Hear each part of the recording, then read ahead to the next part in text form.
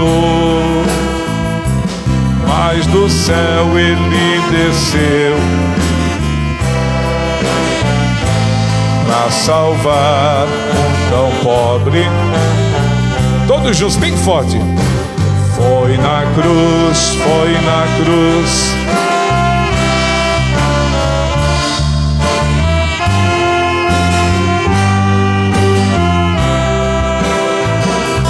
Foi ali pela fé e meus olhos abri, e agora me alegro. Eu ouvia falar dessa graça sem par, e do céu trouxe o nosso Jesus. Mas de surdo me fiz, converter-me não quis.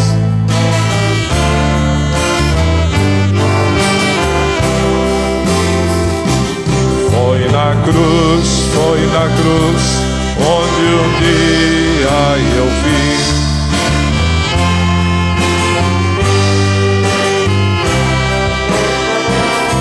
Foi ali pela fé.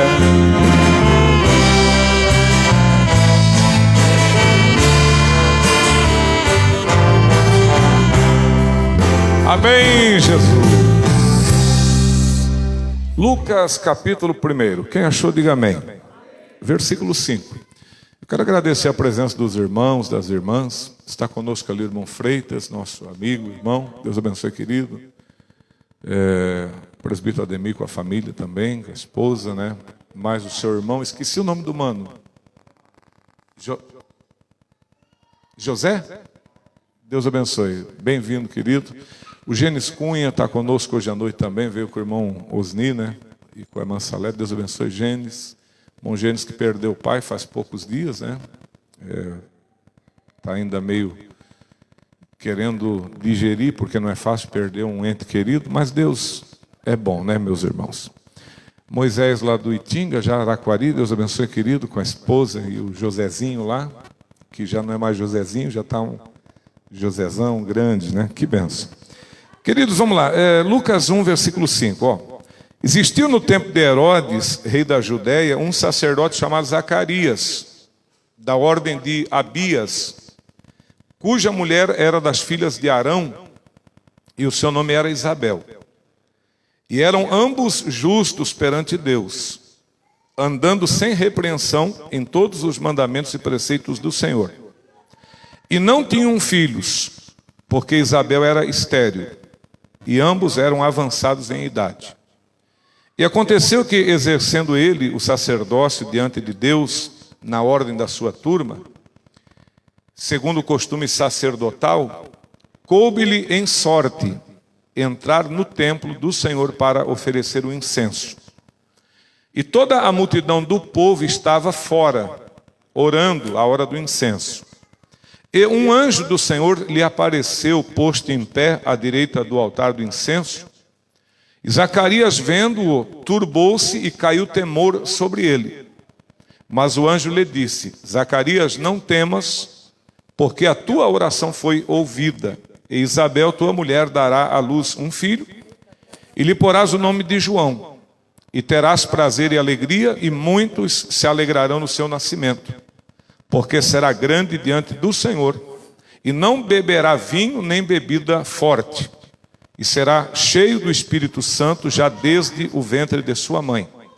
E converterá muitos dos filhos de Israel ao Senhor seu Deus, e irá adiante dele no espírito e virtude de Elias, para converter os corações dos pais aos filhos, e os rebeldes à prudência dos justos, com o fim de preparar ao Senhor um povo bem disposto. Disse então Zacarias ao anjo: como saberei isto? Pois eu já sou velho e minha mulher avançada em idade. E respondendo o anjo, disse-lhe: eu sou Gabriel, que assisto diante de Deus, e fui enviado a falar-te e dar-te estas alegres novas. E eis que ficarás mudo e não poderás falar até o dia em que estas coisas aconteçam, porquanto não creste nas minhas palavras, que ao seu tempo se hão de cumprir. Amém? Somente até aqui, amado. Senta um pouquinho em nome de Jesus. Glória a Deus. Queridos, poderia, quem sabe, ter outra palavra aqui nessa noite, mas senti no coração de falar um pouquinho sobre o Zacarias. Quem prestou atenção que o Zacarias ele era sacerdote? Hoje, biblicamente, irmãos, a Bíblia nos chama de forma espiritual de sacerdotes. Cada chefe de família é um sacerdote, isso de forma espiritual, é um líder, né? Mas o sacerdote, irmão, era o obreiro do Antigo Testamento. Então lá no Antigo Testamento não existiam pastores, evangelistas, presbíteros, diáconos, não. Lá no Antigo Testamento os obreiros, eles eram formados pelos sacerdotes. Todos os sacerdotes, eles descendiam da tribo de Levi. Quem sabe disso, diga amém. Só que presta atenção, nem todo levita era sacerdote. Então aqui tem um trocadilho bem interessante, ó. Todo sacerdote era levita, mas nem todo levita era sacerdote. Por quê? Eu vou explicar. Porque para ser sacerdote tinha que ser descendente da família de Arão. Então não bastava ter credencial de levita, né? Não, eu sou da tribo de Levi, meu pai é de Levi, minha mãe é de Levi, nós somos todos aqui da tribo de Levi. Então não bastava ser um levita, tinha que ser levita, mas tinha que ser da descendência, ou seja, da família de Arão. Então todos os sacerdotes, eles eram descendentes diretamente de Arão. Quem compreende, diga amém, Jesus. Então, era uma coisa assim que, diferente de hoje. Por exemplo, quem da minha família é pastor? Eu tenho os meus genros aí que são obreiros, né? Mas isso não passa de família para família. Entendeu? Então, tipo, eu sou pastor, mas não quer dizer que meu filho vai ser pastor, ou que uma filha minha vai ser pastora. Não é assim. Mas na antiga aliança era assim. Então, nascia da família de Arão, era sacerdote. Automaticamente era sacerdote. E o Zacarias, irmãos, diz aqui que ele era sacerdote, era da tribo de Levi, era da família de Arão, e coube a ele oferecer o incenso. O culto no Antigo Testamento era bem diferente do nosso, irmãos, né? Então, alguém viu algum dia nós aqui queimar incenso? Nós não queimamos, né? Ninguém queima incenso, mas no Antigo Testamento era queimado. Só para os irmãos entenderem, tinha o templo, o santuário, e quem sabe que o lugar santíssimo, ele era protegido por um véu? Quem sabe disso? Lá dentro daquele véu, irmão, vamos falar numa linguagem mais clara, assim, para os irmãos entenderem. Alguém fica, véu, pastor? Uma cortina grossa, irmãos. Tá? Uma cortina grossa, mais ou menos dessa espessura, isso era o véu. Então ela era de cima até baixo, cobria toda a entrada ali do Santíssimo Lugar. Era, digamos, numa linguagem bem simples para os irmãos entender, uma cortina grossa. E lá dentro do Santíssimo ficava um móvel que havia sido fabricado, chamado Arca do Concerto. Ficava lá dentro do Santíssimo. Então nessa arca haviam três coisas. Havia a vara de Arão que floresceu. Havia o maná, que Deus durante 40 anos deu a Israel no deserto, e havia uma cópia do livro da lei. Então essas coisas estavam dentro da arca, né? Servia como testemunho.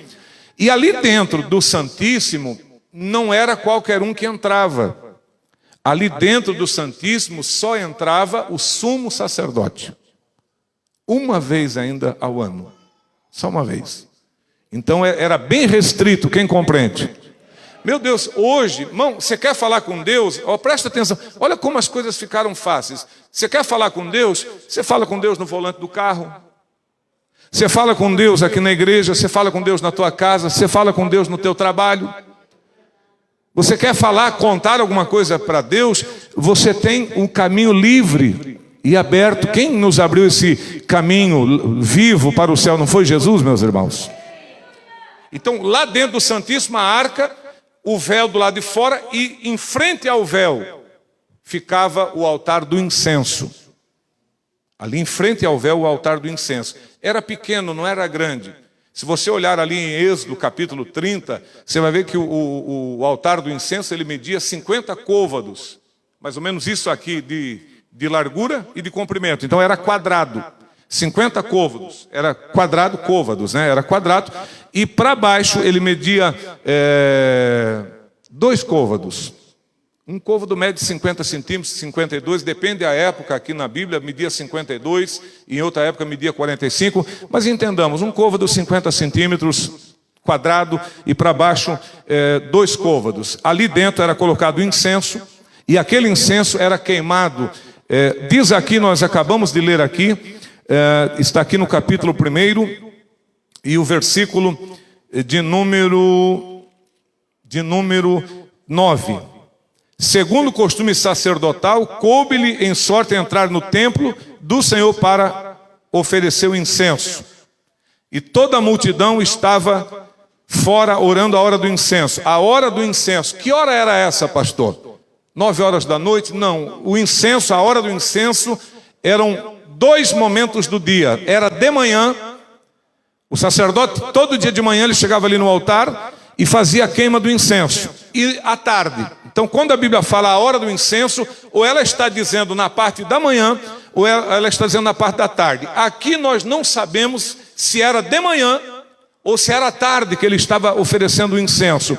E presta atenção, irmão, haviam tantos sacerdotes que muitos sacerdotes morriam e não tinham a oportunidade de queimar o incenso.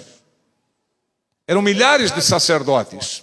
Então muitos foram sacerdotes e serviram a Deus, morreram e não tiveram a oportunidade de queimar o incenso, porque a fila era grande, meus irmãos.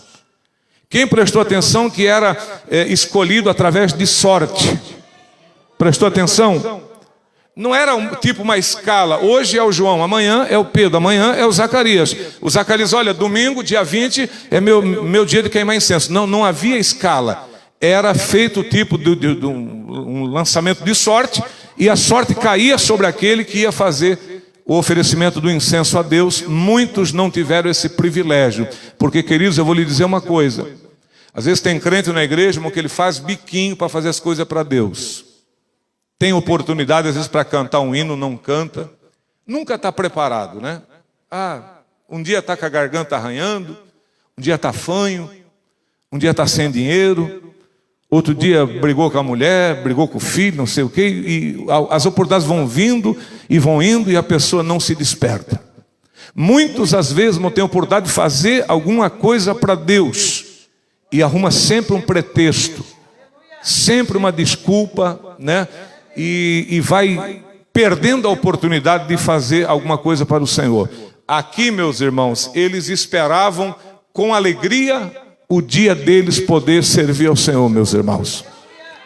Eu fico imaginando, irmãos, a alegria de Zacarias. Era a primeira e última vez que ele estaria fazendo esse serviço. Ele foi um privilegiado, ele foi, digamos, numa linguagem popular, ele foi um sortudo, ele foi um escolhido, um ungido do Senhor naquele dia para oferecer esse sacrifício do incenso, meus irmãos.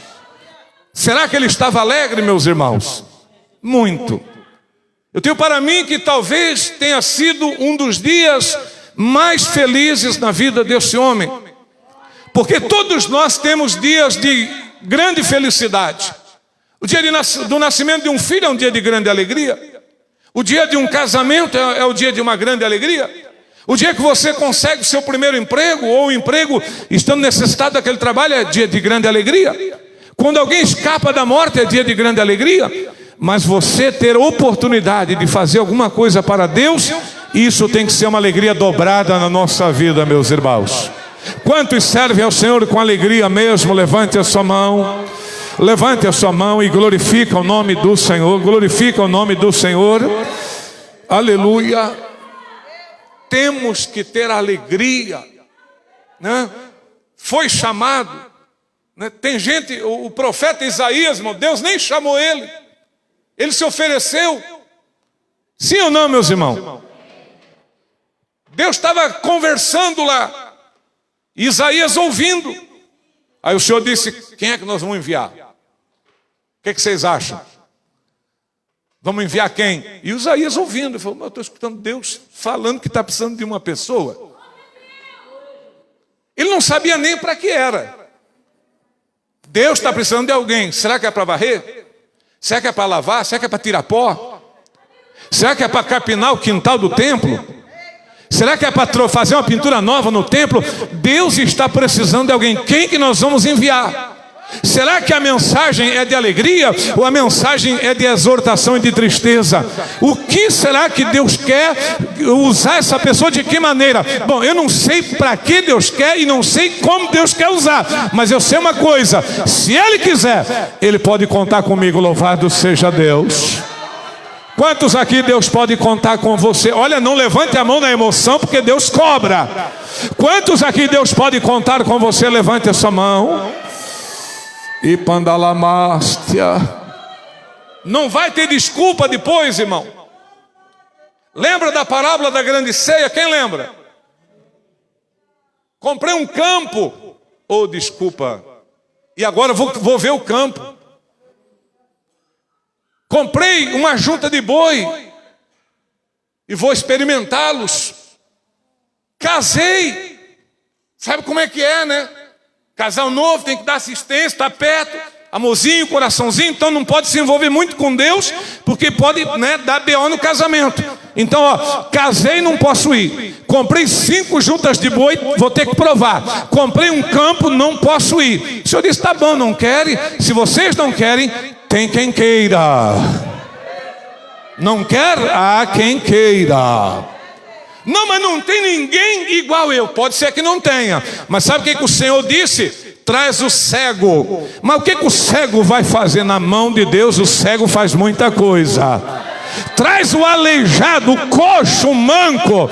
Traz os pobres. Para que a minha casa se encha. Oricalabachanda, icalassurianda lamanaia. Aleluia. Queridos irmãos, eles não quiseram, o Senhor mandou trazer os pobres, os cegos, os coxos. Sabe por que às vezes a gente se engasga aqui para pregar? Porque talvez em vez de eu estar pregando, era para você estar. Sabe por que você critica às vezes tanta pregação de um obreiro? Porque às vezes era você para estar pregando e você não vem, e a gente está pregando e sendo criticado. Mas o importante é estar aqui obedecendo o ID de Jesus. O importante é estar fazendo a vontade de Deus. Amém, meus irmãos? Às vezes sai na frente do playback, às vezes sai atrás, engasga e... Meu Deus, mas está fazendo.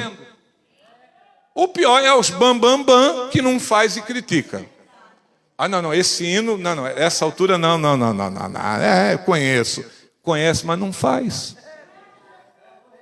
E essa passagem da Bíblia eu conheço de cor, eu fecho o olho e cito. Pois é, conheço de cor, mas não prega, não evangeliza ninguém, meu filho. Tu está mais frio que um pinguim, rapaz. Se tu chegar perto de um pinguim, o pinguim vai tremer de frio, porque tu está mais gelado que aquela geleira da Antártida. Você não abre a boca para nada, o teu negócio é só comer, beber e curtir e fazer festa. E Deus querendo te usar, mas você não dá a liberdade para Deus usar a tua vida, meu irmão. Então não adianta saber. Não é verdade? Ah, eu sei como fazer. Adianta saber como fazer, não fazer? Quem compreende? Ah, eu sei como é que funciona. Ah, eu saber, todo mundo sabe. Mas e na prática? Quem compreende que teoria é uma coisa e prática é outra? Quem sabe que na teoria todo mundo sabe. Na teoria todo mundo é vereador. Na teoria todo mundo é médico. Não, esse médico aí não sabe nada. É você que sabe. Na teoria, meu filho, a gente faz tudo, né? Ah, esse jogador é perna de pau. Na teoria você bate um bolão, o cara não bate nada. Teoricamente você é o cara. Mas na prática, no dia a dia, quem você é? O que você tem feito? Então Deus, ele não chamou Isaías, Deus não apontou Isaías, Deus apenas abriu uma porta. para provar a fé do profeta e ver se ele estava disposto a fazer a obra do Senhor. Por isso ele falou: a quem enviarei? E aí o profeta escutou. E sabe o que ele disse? Senhor, estou aqui. Aleluia. Oricalabachanda, Icalassurianda. Eu estou aqui, Senhor. Diferente do Adão que se escondeu, diferente de tantos que se escondem. Querido, quando eu servi o batalhão, nós era meio vagabundo no batalhão, sabe? E muitas das vezes, quando o sargento, o tenente pedia um voluntário, nós estávamos tudo em forma. E muitas das vezes, nós de brincadeira fazia, o tenente dizia, um voluntário, nós fazia assim, ó. Aliás, o tenente dizia, um voluntário, um passo à frente. Nós dávamos um passo atrás. E quem estava vacilando ficava na frente, ficava voluntário, não porque quisesse, mas porque o grupo foi malandro. Nós éramos malandros, escapava das missões, não queria fazer missão. Era soldado, mas não queria fazer missão. Era soldado, mas não queria se envolver no combate e nos treinamentos. E assim hoje nós somos crentes, mas não queremos nos envolver com a obra de Deus, meus irmãos. Queremos uma vida quieta e sossegada. Eu chego na igreja, procuro meu lugarzinho, já tem até minha cadeira cativa. Glória a Deus. Nada contra a cadeira cativa que você tem aqui. Mas eu chego ali, só fico na minha. Só fico na minha, pastor. Só fico na minha. Irmão, quem enviarei, disse Deus. Isaías gritou: Senhor, estou aqui. Envia-me a mim. Quem lembra que ele falou isso? Se eu quero enviar alguém, eu estou disposto. Amém? E Deus fez o quê? Enviou Isaías. Quem sabe que Isaías era casado com uma profetisa? Não sei se todo mundo sabe. Então era uma mulher que ela tinha um peso, não negativo. Porque tem casamentos, irmãos, que alguém do casal é um peso morto. Isso é muito sério. Gente que casou e esfriou na fé. Gente que casou e começou a dar passo para trás. Gente que casou e enterrou o talento. Gente que casou e disse primeiro a minha esposa, ou primeiro meu marido, depois Deus. E na prática não é assim não, meus irmãos. Então Isaías, ele era marido de uma profetisa, de uma mulher de Deus. Ele não disse assim: Deus, dá um tempo aí que eu vou mandar um zap aqui no grupo da família e ver o que a esposa acha. Primeiro tem que conversar com ela, ver se está tudo bem. Não que você não tenha que dialogar com a companheira, porque a tua companheira é companheira, ela não é uma escrava, e ela não é uma bonequinha do teu lado para você manipular ela do jeito que você quer. Então tem que ter diálogo. Mas eu entendo que Isaías, ele tinha uma confiança tão grande na companheira. Isaías acreditava tanto na mulher dele. Isaías tinha uma fé tão grande que ele tinha certeza que quando ele chegasse em casa e dissesse: esposa, Deus me chamou para a obra, ela ia ficar contente. Amém? Porque tem esposa que ela, se o marido chegar em casa e olha, o pastor falou comigo para cooperar. Vai dizer: que cooperar desse ser besta, homem? Tu não sabe nem falar? Que cooperar? Tu está aqui precisando pintar a casa, precisando roçar a grama, precisando não sei o quê. Tu não dá conta da casa, quer fazer obra? Isaías acreditava que a sua esposa era uma baita de uma companheira. Amém, meus irmãos? Que tipo de cônjuge tem sido você? Não responda, mas medite. Você é o tipo do cônjuge que você incentiva? Vai mesmo, marido, prega mesmo, canta mesmo, ora mesmo, vai lá, faz a obra mesmo? Ou você é o tipo de companheira que diz: ah, tem tanto lá, eles que façam. A igreja não é tua. O problema é do pastor. O pastor que se vire. Ah, aqueles irmãos lá, exaltadinho, que faça a obra. Tu não tem nada a ver com essa igreja. Que tipo de companheira você é? Você é uma companheira igual a profetisa, a mulher de Isaías, uma mulher de responsabilidade. Uma mulher que tinha o espírito de profecia, que profetizava. Usada por Deus, meus irmãos. Sabe, às vezes as pessoas casam com pessoas que não são usadas por Deus e pagam um preço. Querido, se você é uma pessoa usada por Deus, que Deus te usa, vai casar, pensa um pouquinho se a pessoa que você está escolhendo para levar para um casamento, ela também gosta das coisas de Deus, ela também quer ser usada por Deus, ou ela vai ser uma adversária tua ao longo do teu ministério, te desanimando cada dia mais, até que você abandone a obra do Senhor. Quem você vai levar para o altar? Ou com quem você está indo para o altar? Um companheiro, uma companheira, um apoiador, uma apoiadora? Ou um adversário que vai cada dia minar as tuas forças, desanimar, fazendo contenda na igreja, divisões, problemas na igreja?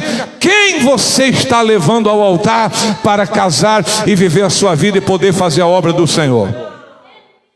Quem? Ah, pastor, depois muda. Não muda. Não muda. Não muda. Há 30 anos atrás, eu estava conversando com um casal e essa mulher chutou o marido na canela e deu um soco na cara, na minha frente. Eu estava com uma gravata de crochê. No soco ela levou a minha gravata. Gravata ela tinha uns 40 centímetros, 50, ficou com 1,5 metro, acho. Tamanho o soco que ela deu. E boa de briga, porque chutou embaixo e já deu em cima. Babuf. Eu olhei para o marido e disse: querido, se fosse minha mulher, eu já não ia mais para casa com ela. Já ia sozinho. Mulher agredir marido, marido agredir mulher, dá chute, soco na cara, jogar água quente, polenta quente, tudo isso eu vi dentro da igreja. O cara sentado na mesa e daqui a pouco voa uma panela de polenta quente em cima. O cara tomando banho e vem ela com uma chaleira de água fervendo, meus irmãos, e aqui eu sapecar o cara no chuveiro, tudo isso eu vi. E casal crente, né? O cidadão chegou um dia na igreja com o relógio quebrado. Pastor, sabe o que foi isso? Nem imagino. Minha mulher com a faca. Eu estava assim, ela pegou a faca e deu-lhe. Se não é o relógio, ela tinha furado meu braço. Falei, boa mulher. Então tem gente, irmão, que arruma tribulação, sarna para se coçar. Gente para ser adversário a vida toda. Ah, vai mudar, pastor. Vai mudar quando? Quando tu morrer?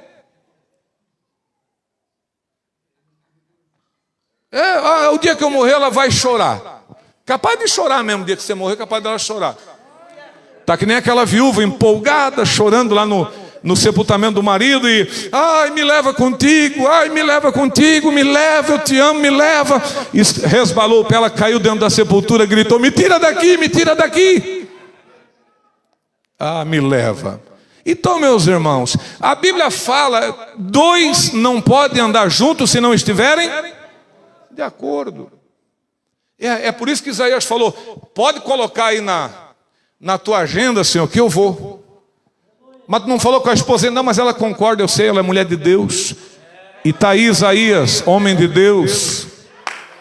Amém, meus irmãos? E aí o Zacarias agora também queimando incenso, feliz, contente. E a esposa Isabel, irmão, mulher estéril. Quem prestou atenção na leitura que eles já eram velhos? E eles queriam tanto um filho e não tiveram. E oraram. Eu vou esclarecer uma coisa para os irmãos. Não sei se todo mundo sabe, mas quando a mulher não gerava, o marido tinha liberdade para fazer o divórcio. Pela palavra, pela lei. Casou? Ah, não sei, minha mulher ali não tem jeito, não engravida. E eu quero um filho. Então é o seguinte, mulher, já que tu não pode, carta de divórcio. Procura outro, não dá mais. Eu quero ser pai. Eu quero segurar um bebê no colo. Eu quero brincar com meu filho. Eu quero levar meu filho para a escola. Eu quero ver o meu filho tocar na orquestra. Eu quero ver o meu filho pregando no altar. Tu não pode me dar um filho? Está aqui, ó.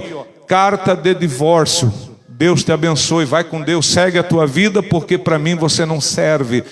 Zacarias poderia ter se divorciado de Isabel. Zacarias podia ter feito o que Abraão fez, botar Agar na cama e fazer um filho com Agar.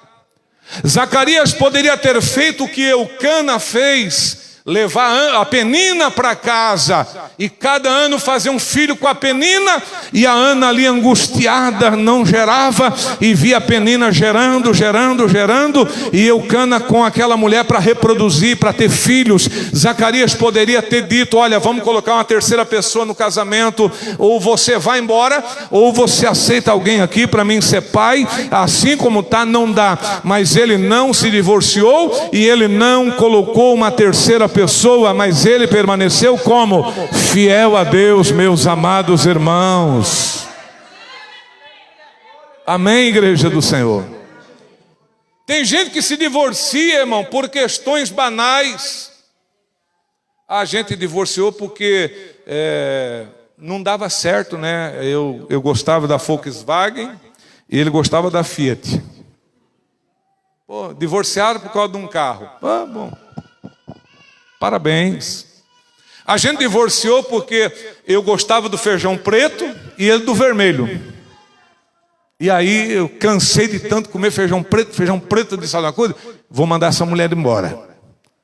Porque eu gostava de polenta, ela não gostava. Rapaz, tem gente que se divorcia pela dieta alimentar. Tem gente que se divorcia pelo modelo de casa. Tem gente que se divorcia, irmão, às vezes por causa de um problema com o cunhado, com o sogro, com a sogra. Irmão, Zacarias poderia ter se divorciado, mas preferiu não fazer. Quem sabe que se ele se divorcia, Deus não ia requerer dele. Como é que Deus vai requerer uma coisa que tinha liberdade na palavra? Zacarias, você se separou de Isabel? Sim, senhor. Mas por quê? Não gerava. Você viu que a gente já estava coroa lá, a mulher não dava, não tinha. Então, eu mandei ela embora para a casa do pai, né? Sempre tem um pai que abraça o filho, a filha novamente. E aí tinha uma lá e eu casei, já estamos com 3. Já formou um trio, uma benção. Ele não se divorciou, mas ele esperou em Deus. Ele sacrificou coisas na vida dele por amor a Isabel. Ele sacrificou, irmãos, aquela alegria de ser pai por amor àquela mulher. Por amor à esposa, ele sacrificou os desejos que ele tinha. E ele estava disposto a morrer sem ter o sonho realizado, o sonho de ser pai. Ele abriu mão dos seus sonhos. Ele abriu mão do projeto de ser pai para estar do lado da sua companheira. Muitas das vezes nós não queremos abrir mão de nada para agradar um ao outro, meus irmãos. Somos egoístas. Somos pessoas bitoladas, egoístas, e ainda falamos: eu que mando, tem que me obedecer. E ainda usamos a Bíblia, mulher submissa, e queremos uma mulher de cabeça baixa, como um cachorrinho, obedecendo, dizendo: rola para lá, rola para cá, pula, corre atrás da bolinha. Não, tua mulher não é tua cachorrinha de estimação, não, que você faz o que bem entende dela, não. Tua mulher é a companheira que Deus colocou do teu lado, teu esposo é o companheiro que Deus colocou do teu lado. Você vai ter que abrir mão de algumas coisas para agradar essa família também. Vai ter que abrir mão. Quantas coisas Zacarias passou? Você sabe que o homem é machista, né? Quantos amigos disseram: rapaz, fosse eu, já tinha uma filial aí, né? Para ter o filho e tal. Rapaz, você tá bobeando, tá vacilando. Já podia ter um filho. Mas ele se manteve íntegro. E quando ele vem queimar incenso, ele nem imagina o que Deus tem preparado para ele. Como nessa noite eu também nem imagino, como você não imagina, aquilo que Deus tem preparado para nós aqui nessa noite. Talvez o nosso coração e os nossos pensamentos não consigam imaginar o que é que Deus pode ter preparado para nós aqui nessa noite. Zacarias chegou no santuário para oferecer incenso, e quando estava executando o seu ofício, do lado direito do altar do incenso, quem estava lá? Um anjo. E quem prestou atenção que ele ficou com medo do anjo? O anjo disse: não tenha medo, Esse não ter medo não significa que não deve ter medo, porque as coisas de Deus a gente tem que temer.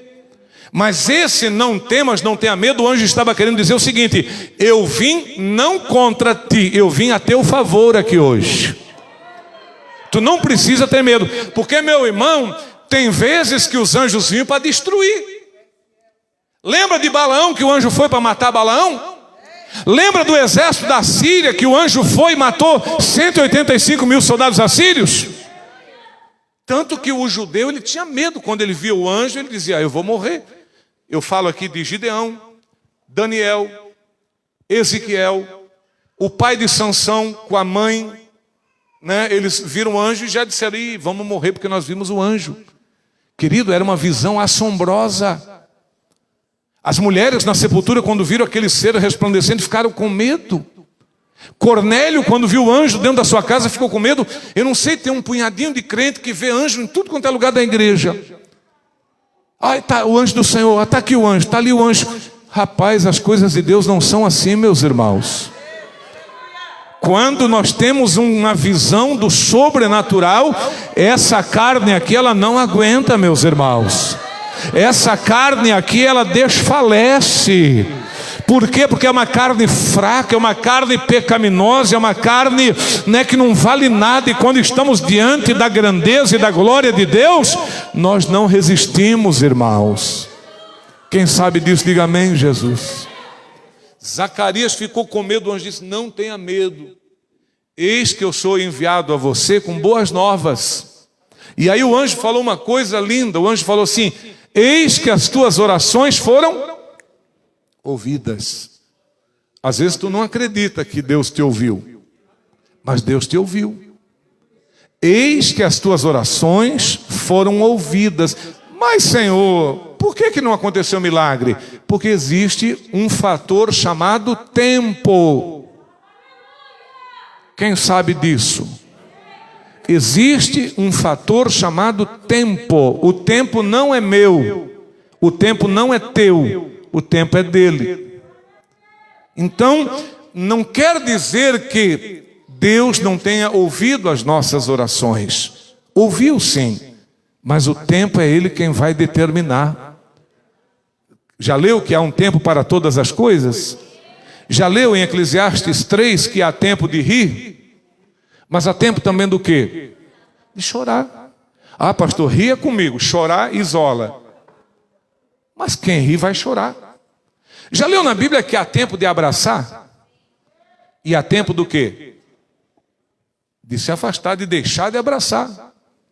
Tem tempo que você abraça, tem tempo que você se afasta. Opa, agora não é hora. Pá, né? Há tempo de plantar, mas há tempo de arrancar o que se plantou. Há tempo de juntar pedras. Você vai juntando as pedras. E existe tempo do quê? Espalhar as pedras. Há um tempo, meu querido. Há tempo de nascer, mas há tempo de morrer. Esse tempo de morrer nós não aceitamos. Nós não aceitamos. E nós lutamos contra Deus. Resistimos até a última força que temos para não aceitar o tempo da morte. Uma coisa, irmãos, que eu não gosto de pregar muito sobre isso, porque é uma mensagem que ela não atrai muito assim a simpatia das pessoas, a morte. Quem é que vai ser simpático com a morte? Ninguém. Somos simpáticos com a vida. Somos simpáticos com as coisas de saúde, de prosperidade, mas simpático com a morte, não. Mas a Bíblia diz que há o tempo da morte. Ali em Eclesiastes capítulo 12, o sábio ele descreve, né, a corrupção do corpo humano, falando sobre a perda da visão, a perda da audição, a perda dos dentes. Ainda que hoje nós vivemos numa sociedade que tem prótese, que tem implante dentário, então você quase não vê pessoas banguelas. Mas quem é mais velho, você lembra, a década de 70, a década de 60, muita gente banguela, muita gente faltando dente. Por quê? Porque as pessoas não tinham acesso a próteses, não tinham acesso a implante dentário, os profissionais eram poucos, a situação monetária das pessoas era pouca, então quem perdia o dente ficava com a janelinha mesmo. Eu me lembro de um colega de trabalho que o apelido dele era Janela. Aliás, era Janelão, chamava, porque ele era um cara forte. Ô, Janelão! E lá vinha o Janelão, feliz da vida, com o dentinho faltando. Então ali em Eclesiastes 12 fala da falência do corpo humano. Querido, vai caindo tudo. Agora tá durinho, tá durinha, beleza, mas vai cair. Vai afrouxar tudo. Vai ter pneu para tudo quanto é lado. Pneu de bicicleta, de moto, de trator. Vai ter. E a gente tem que aceitar, meus irmãos. Glória a Deus. Mas nós resistimos. Vou fazer uma lipo. Faz a lipo. Faz. Daqui a pouco a gordurinha volta. Pagou quanto na lipo? 8.000. Voltou. Né? Não adianta, filho. Vou dar uma levantada. Quanto é que está o silicone? 15 pau? Não. Economizei, vou lá. Turbinou, tá uma maravilha. Passa um tempinho, vou ter que trocar a prótese. Estourou, amoleceu, não sei o quê. Querido, não adianta. O nosso fim é a morte. Querido, nós podemos escapar de qualquer coisa. Da morte não tem como escapar. Por isso, Amós capítulo 4, versículo 12 diz: prepara-te, ó Israel, para te encontrares com o Senhor teu Deus. Aleluia. Uricalabachanda, ipandalamastia. Aleluia. Vejam a morte do diácono Estevão, sendo apedrejado. Era de esperar que ele corresse, era de esperar que ele lutasse com todas as suas forças para não morrer. Mas ele se submeteu à vontade do Senhor. E quando era apedrejado, ele levantou os olhos ao céu. E ele viu os céus abertos, meus irmãos. Aleluia. É o privilégio do salvo saber que o céu está aberto sobre a vida dele e sobre a vida dela. Quantos creem que os céus estão abertos sobre a sua vida? Levante a sua mão e diga glória a Deus. Diga aleluia. Diga glória a Deus. Vai sentindo a presença do Espírito Santo de Deus na tua vida. Vai sentindo alegria na tua alma e no teu coração. Aleluia. Estevão viu os céus abertos. E quando ele fixa o olhar nos céus que está aberto, a Bíblia diz que ele viu Jesus Cristo em pé ao lado do trono de Deus. Amém, meus irmãos? Quem lembra que Estevão viu o Senhor Jesus? Aleluia. Oh, glória a Deus. Estevão sendo apedrejado, Estevão sendo maltratado, Estevão estava ali para morrer, e ele vê o céu aberto, e ele diz: eis que os céus estão abertos, e eu vejo o Filho de Deus de pé à direita da majestade. Aleluia. Ele sabe que vai morrer, ele sabe que não vai mais ficar nessa terra, ele sabe que a vida dele está indo embora. O tempo de morrer de Estevão chegou, mas ele não se desespera. Antes ele diz: Senhor Jesus, em tuas mãos eu entrego o meu espírito. E ali ele adormece na presença do Senhor, meus irmãos. Jesus se colocou de pé para receber o espírito de Estevão. Aleluia. Tem gente que pode não gostar de você, tem gente que pode desprezar você, tem gente que pode maltratar você, tem gente que pode não gostar da tua vida, mas Jesus te ama, Jesus te salvou, Ele está na tua vida, Ele está aqui para te dar vitória, para te abençoar nessa noite. Amém, meus irmãos? Então nós temos às vezes dificuldade para aceitar as coisas, Mas Deus é fiel na sua palavra, meus irmãos. Amém, meus irmãos? Então há tempo para todas as coisas. Zacarias, chegou o tempo da resposta da tua oração. Só que quando o anjo disse que ele ia ser pai, e Isabel mãe, ele ficou admirado. Ele falou, escuta, mas como é que pode ser isso? Eu já sou velho. Quem prestou atenção? O que ele está dizendo com isso, será? Nós somos todos aqui pessoas inteligentes, nós temos um corpo, e esse corpo ele funciona, a audição funciona, a visão funciona, o olfato funciona, o paladar funciona, tato funciona. Nós temos um reprodutor, você que é mulher, você tem, né, o teu órgão reprodutor feminino, o homem tem o masculino. Quando ele diz, eu já sou velho, está dizendo, Senhor, as coisas aqui não funcionam mais. A coisa está feia, não tem mais como fazer nada. Olha, nem com azulzinho, não vai. Mas se Deus falou, quem compreende? Eu já sou velho e ela é avançada em idade. Prestou atenção, meus irmãos? Querida, fica grávida depois do 40 para você ver. Fica. O médico vai dizer gravidez de risco.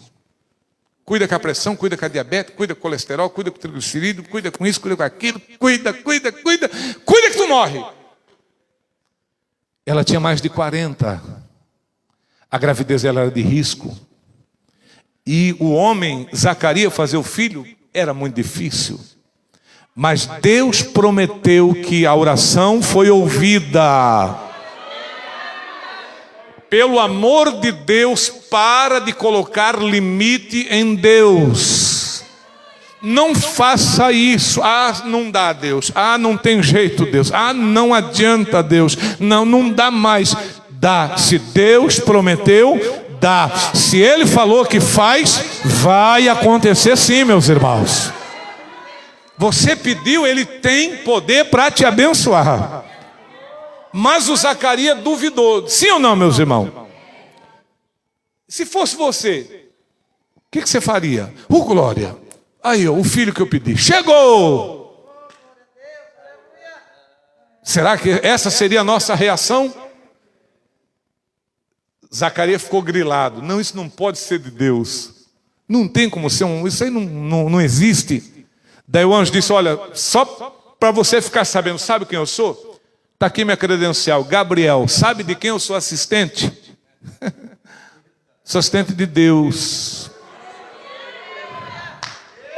Estou toda hora, todo momento com Ele. O nosso negócio não é por WhatsApp, o nosso negócio não é por e-mail. Eu estou na sala do homem todo dia. Todo dia o homem me chama para conversar. Todo dia o homem me chama para me dar missão. Todo dia eu estou trabalhando para o Senhor. Eu sou assistente de Deus. Eu vim aqui te entregar essa palavra. Oh, glorifica a Deus aqui nessa noite. Amém. A gente está acostumado com o WhatsApp. Não recebi. Não carregou. Estava sem internet. Nojo. Não tinha internet. Não carregou. Não vi. Excluir sem querer. E-mail então nem se fala, né? Você manda e-mail, apodrece lá na caixa do e-mail, ninguém vê. SMS, ninguém mais olha. E Gabriel disse, olha, o nosso negócio é que eu sou assistente dele. Amém? Eu sento na mesa com ele, nós estamos na mesa de reunião, nós estamos no gabinete lá dele, e ele é que me mandou aqui. Então se ele mandou, ele responde por aquilo que ele fala. Querido, eu estou aqui pregando não em nome de uma igreja, não em nome de um homem, mas eu estou aqui pregando em nome do Senhor Jesus, meus irmãos. Foi Jesus quem nos deu autoridade para pregar. E a palavra dele é poderosa, igreja amada. Então Gabriel disse, olha, para você saber, eu sou Gabriel, sou assistente de Deus.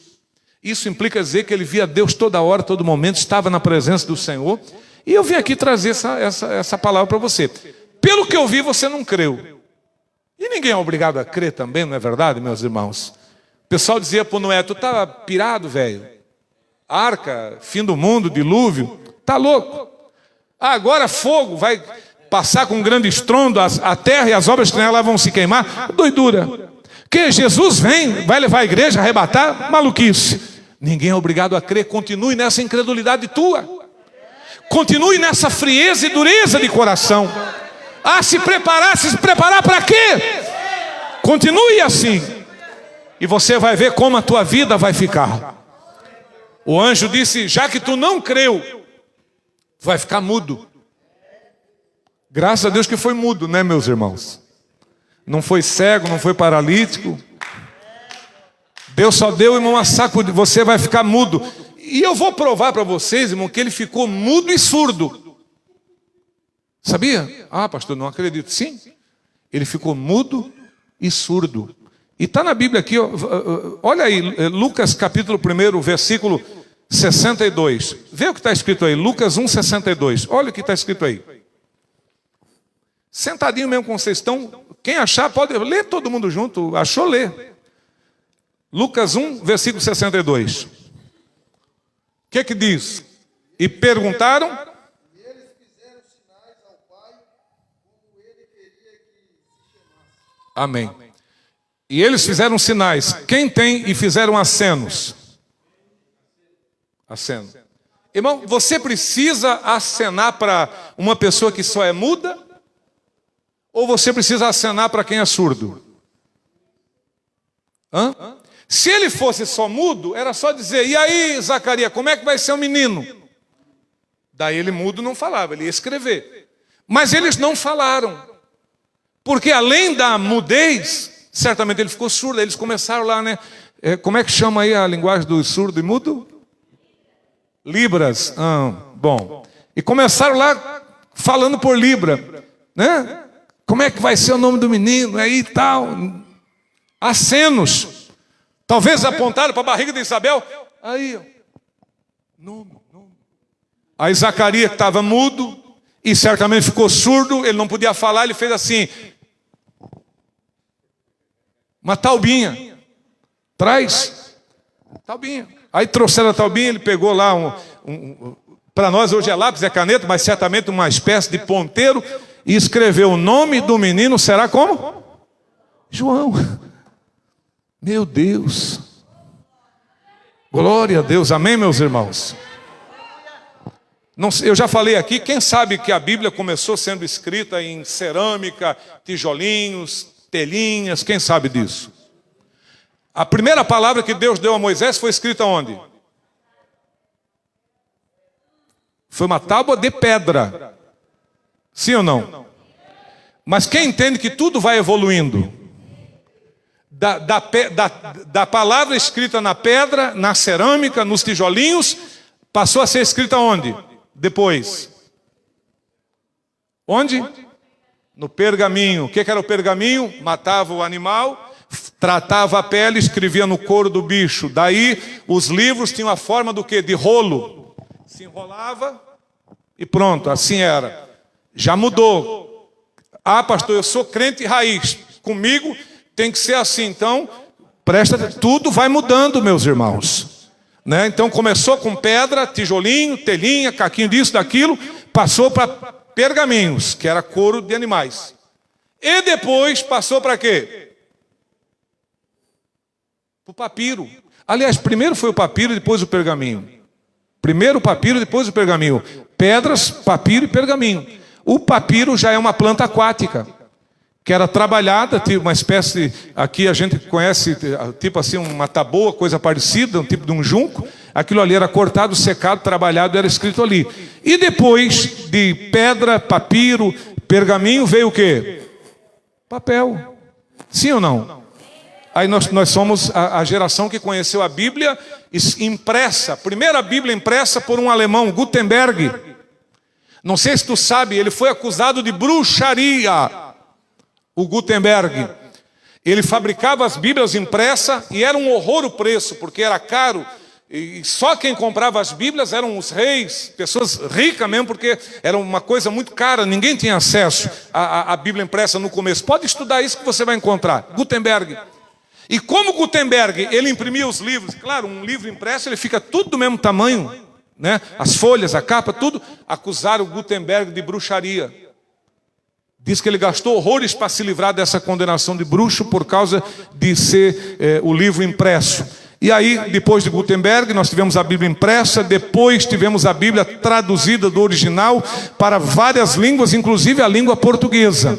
E hoje, eu gosto de carregar minha Bíblia, mas tem irmão que traz a Bíblia no celular. Né? Tem? Isso aí o que é? iPad. Então, pastor, ter a Bíblia, eu tenho a Bíblia aqui, eu trago a minha Bíblia para ler aqui, mas eu tenho a Bíblia aqui dentro também. Aqui dentro não é de Deus, irmão?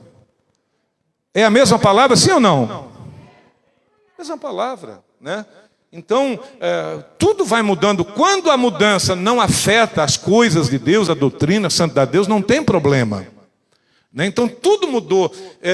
A igreja não tinha eletricidade, a igreja não tinha piso, a igreja era de palha, a igreja era de chão batido, a igreja era de barro. Tem um nome que é dado, que me fugiu aqui, aquelas construções de barro. A igreja, ela foi evoluindo. O que não pode é deixar de ser santa, meus irmãos. Amém, igreja do Senhor? Modernidade não quer dizer que está mundano. Então tem gente que confunde modernidade com mundanizar. O crente mundano é uma coisa, o crente moderno é outra. Eu sou raiz, eu vou chegar aqui na igreja de cavalo, porque eu sou crente raiz, montado de cavalo. Onde é que estaciona aí o cavalo, irmão? Aqui não tem estacionamento para cavalo não, filho. Vai ter que levar o cavalo para casa. Nem cocheira. A gente vem de carro, de bicicleta, de moto. Quem compreende que isso mudou? Irmão, se Jesus demorar para voltar, quem sabe vai vir gente aqui com um objeto voando. Quem sabe que está caminhando para isso? Rapaz, eles estão projetando carro para voar. Tu já pensou, irmão? Nós olhar ali fora, irmão, e o diácono Ronaldo aqui chegar com um carrão aí voando, irmão. Ô, Ronaldo! Né? E o irmão que está lá fora vai ter que ajudar, ó. Estaciona aqui, ó. E eu fico imaginando esses irmãos, rapaz, que sofrem para estacionar um carro. Imagina um carro voador. Ô, Jesus amado, mas amém? Tudo muda, meus irmãos. O que não pode mudar é a palavra. O que não pode mudar é a santidade. O que não pode mudar é a obediência à palavra de Deus. Mas aquilo que for para melhor pode mudar sim, meus irmãos. Quem compreende, diga graças a Deus. Então, tudo que for para melhor muda. Zacarias ficou mudo, coitado. Por quê? Incrédulo. Aí teve que escrever o nome do filho. Quando escreveu, Deus abriu a boca dele, começou a falar e caiu temor em todo mundo. Foi lindo, meus irmãos. E que bênção que foi João Batista, né, meus irmãos? Que bênção. Mas, querido, Deus abençoe. Não tenha dúvidas. O que prometeu, cumpre. Não tenha dúvidas. O que prometeu, vai cumprir sim. Ele tem o tempo dele. Confia nele que ele vai cumprir na tua vida sim. Amém? Fiquemos de pé na presença de Deus. Nós vamos rapidamente fazer a parte da oferta. Se você trouxe uma oferta, pegue agora. Vamos ajudar a casa do Senhor, irmãos. Vamos ajudar com amor. Vamos ajudar com alegria nessa noite.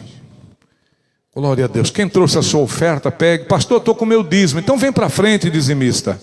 Tem alguém que vai apresentar o dízimo? Tem uma irmã? Mais alguém? Pastor, eu estou com o meu dízimo. Seja fiel no teu dízimo. Deus, Ele vai te abençoar. Eu tenho certeza disso. Amém? Isso, está vindo mais um irmão, mais a irmã, outra irmã. Quem mais está? Vem para frente. Não fique sem receber essa oração. Mais um irmão. Levanta a tua oferta. Vamos orar. Nosso Deus e nosso Pai que estás nos céus, em nome do Senhor Jesus Cristo, ó Deus, eu te agradeço, ó Pai, pela maravilhosa oportunidade que o Senhor concedeu, meu Pai, para nós estarmos aqui nessa hora na tua santa presença, meu Deus, te adorando e te glorificando aqui nessa noite, meu Pai. Obrigado, Senhor, por tudo aquilo que o Senhor tem feito, ó Deus, por tudo aquilo que o Senhor tem operado nas nossas vidas, meu Deus, eu te agradeço. Abençoa o pão, abençoa a água, abençoa a saúde dos nossos irmãos. Repreende as doenças do nosso meio aqui nesta noite. Se for a tua vontade, revela pelo teu Espírito Santo e nos dá a tua bênção. É o que nós te pedimos e te agradecemos, ó Pai, em nome de Jesus. Amém. Senta um pouquinho, meus irmãos. Vamos colocar na salva aqui em nome de Jesus. Glória a Deus. Vamos cantar um corinho, irmãos. Glória a Deus. Eu vou fazer o seguinte, vou dar uma oportunidade para a irmã Célia cantar um corinho aqui. Vamos cantar um corinho com a irmã Célia enquanto os irmãos fazem a coleta? Não sei se está com a garganta afinada, mas se não tiver, vai ficar em nome de Jesus. Quem quer cantar um corinho com a serva de Deus, diga amém. Enquanto os irmãos cantam, é feita a coleta, em seguida eu estou orando pelos irmãos aqui nessa noite. Amém? Dois corinhos para nós louvar o Senhor aqui nessa noite. Graças a Deus, eu cumprimento a igreja com a paz do Senhor Jesus. Amém, Jesus. Glória Jesus convida para com Ele viajar.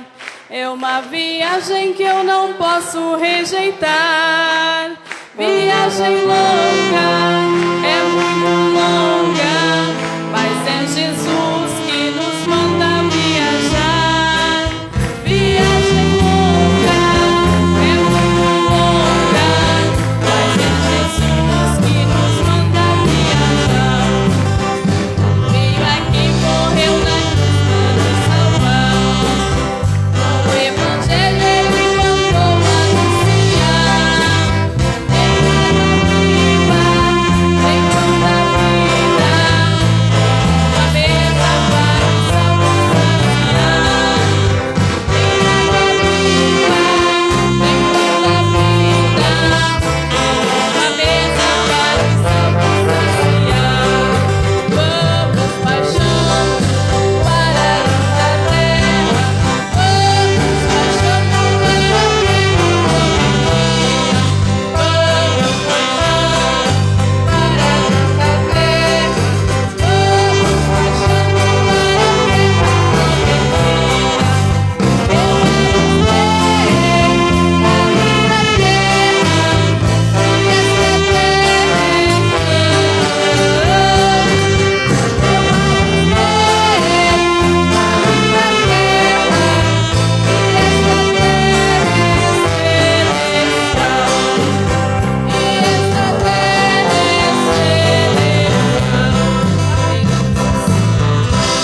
Palmas para Jesus. Irmão, eu já vou encerrar. Foi até de Deus eu chamar a Célia aqui para cantar, que eu ia fazer uma coisa e me esqueci, e eu chamei ela aqui e acabei lembrando. Irmão, a Célia, ela apresenta o programa nas tardes de quinta-feira, e o programa da Célia é um programa diferente daquele que geralmente eu faço. O programa que eu faço geralmente é mais com a palavra, e eu pedi a Célia que ela fizesse um programa diferente, com mais hino, e para diferenciar um pouco, né? Porque fica melhor assim ter um diferencial no programa. E ela tem feito isso. Ela tem rodado os hinos, tem feito bem feito o programa dela até.